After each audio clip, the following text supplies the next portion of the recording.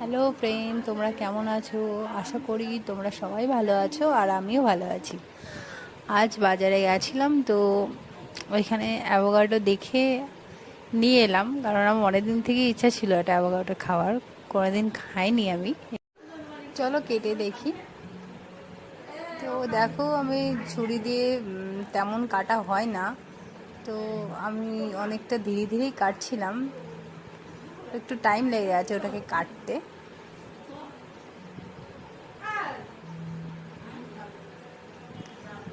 Test করে দেখি কেমন।